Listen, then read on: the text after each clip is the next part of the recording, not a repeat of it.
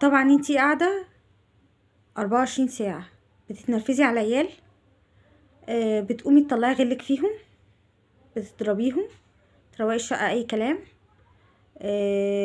عايز تعملي اي اكل خلاص، او ممكن كمان ما تبقيش عايز تعملي اكل، نفسيتك على طول تعبانة، شعرك بيقع، وشك بهتان، تغيريش الجلابيه اللي عليكي باليومين او الترنج اللي عليكي ايا يكون.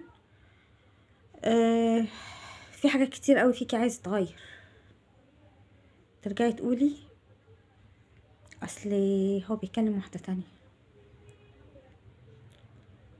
ساعات بتكون صح وساعات بنكون غلط، ساعات بنكون شكوكنا ده اصلا مش في محله، بس احنا اللي مروشين واحنا اللي شاغلين نفسنا بحاجات اصلا دي هواجس عندنا احنا بس مش اكتر.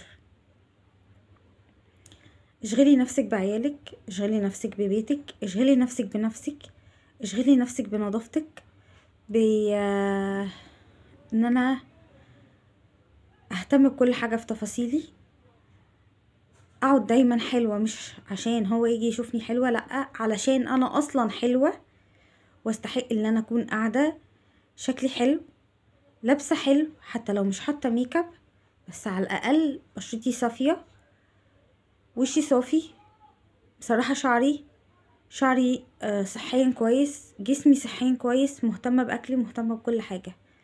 اما تهتمي انتي قوي بنفسك هتلاقي غيرك او كل بمعنى اصح اللي حواليكي بيحاول انه يهتم بيكي اكتر.